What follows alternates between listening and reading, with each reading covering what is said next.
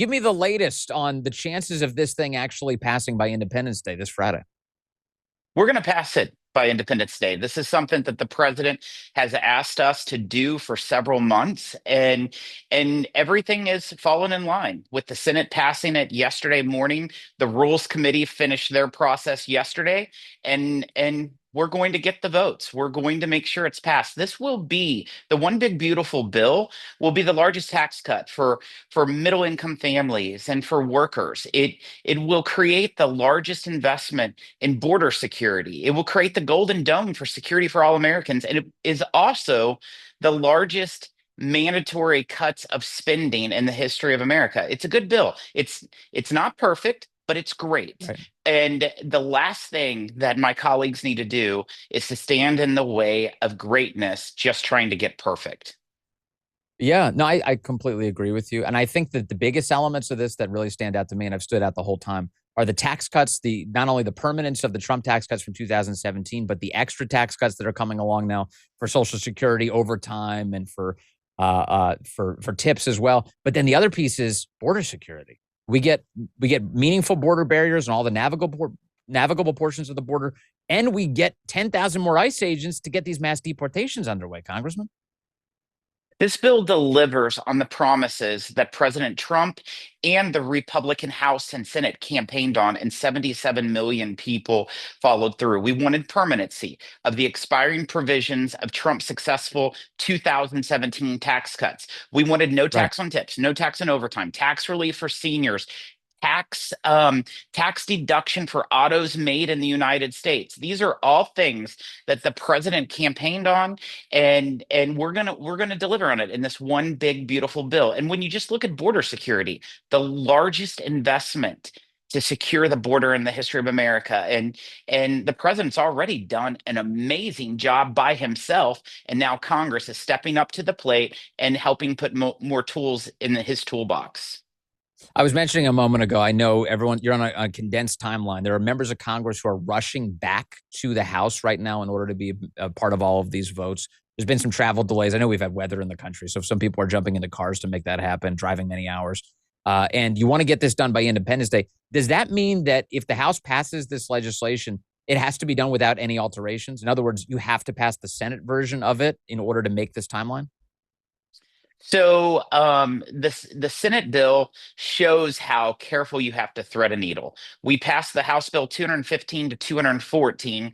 They passed it with the tie-breaking vote of the vice president, 51 to 50. It is definitely a careful balance.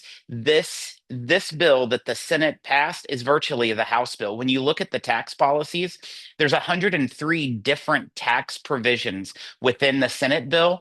85% of those provisions are identical or just little technical changes to the House bill to help be compliant with the Senate parliamentarian. So, for the most part, the tax bill is what passed out of the House. Okay, but what it sounds like you're saying is that it's likely that the version that the House is about to approve will be word for word the same one the Senate did, so that way there's no more going back and forth between the two houses.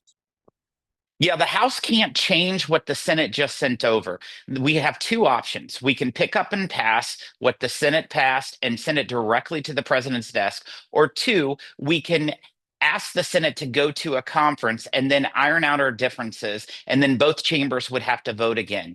To get it to the Okay. president's desk by July 4th, we need to pick up and pass the Senate bill. Okay, got it. So you don't anticipate an actual conference. You expect the House is going to pass this thing and then it's on. I do. We're going to send it to the president's desk so he can sign it on July 4th. And the American people can help celebrate the largest tax cut in U.S. history on the start of the Yes. 250th year of America as a great nation. Now I have to note, as I did at the beginning of the show, you mentioned that when the House passed this, they passed it by a one vote margin, but there are some qualifiers there because as Speaker Johnson talked about it upon passage, he goes, actually, the number should have been bigger. A couple people missed the vote. At least one congressman literally slept through it. So your margins are a little bit bigger than just one vote, right? It is. We have two individuals that missed that vote because one did sleep through it and one of them just didn't make it there in enough time because they were asleep. However, That's not going to be the case this time. We're going to get it passed. We can lose three. We can lose three Yes. Republicans in the House and still pass the bill if everyone is in attendance. We're going to deliver this. Of course, in the 119th Congress, there can be a lot of ups and downs, but don't underestimate the fact that we will deliver this for the American people. Okay. And so is there any version, is there any scenario where you get a cattle prod and make sure that these congressmen are awake? Are you going to be out there zapping them like, hey, you got to vote right now. No more sleeping through this stuff. I am monitoring every one of my colleagues right now to make sure that they are here, that they show up, because the American people's counting on us to deliver this, and we're going to do it. Big time. All right. So give me a sense of what else happens today. Are members of Congress talking to the White House, meeting with the White House? How involved is the White House in making sure this thing gets done and done quickly? You know, I've worked with a lot of presidents, a lot of executives, and I have never worked with a more engaged executive than President Donald Trump. This morning, he was texting me. This gentleman is the hardest working person, not just in Washington, D.C., but in America, and it is quite phenomenal. He is all in on this bill being sent to his desk and where he can sign it and deliver for the 77 million Americans that he made the various campaign promises to, which this bill does deliver. But it is pretty rewarding to see someone who's working so hard. Yeah, for sure.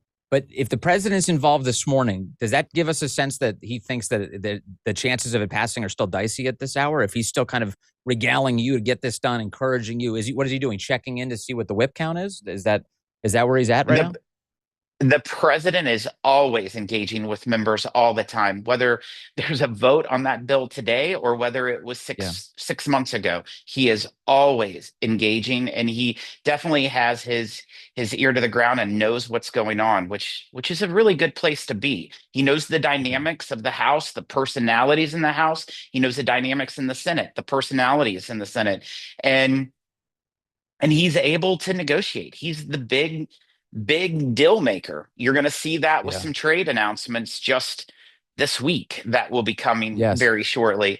So it's good for America and for the economy. All right, let me close with the last piece. Throughout this debate on the big, beautiful bill, we've heard concerns about the out of control spending going on in Washington. And I think you and I both agree that it is out of control. And that's obviously the thing, one thing that has to be dealt with. The president sent a $9 billion rescissions package to the House, which you successfully passed. It's in the hands of the Senate now. Do you anticipate in your conversations with the president or otherwise more spending cuts of this nature to come in the near term? Absolutely. It has to, because Washington does not have a revenue problem. Washington has a spending problem. If you just compare the numbers over the last 50 years, spending to GDP has averaged about 20% for 45 years ago, excluding the most recent five. If you look at the most recent five, spending to GDP averages 26%. Shows that we have a terrible spending problem. And that's why in this Yeah. bill, the fact that we are cutting $1.6 trillion in mandatory spending is huge. It will be the largest cut in US history, but it's not enough. We need to continue to move forward and make additional cuts through discretionary spending and also non discretionary spending. Okay. All right, Congressman Jason Smith, I know you got a busy day. Thank you for spending some time with us. Appreciate you for that. Great to be with you.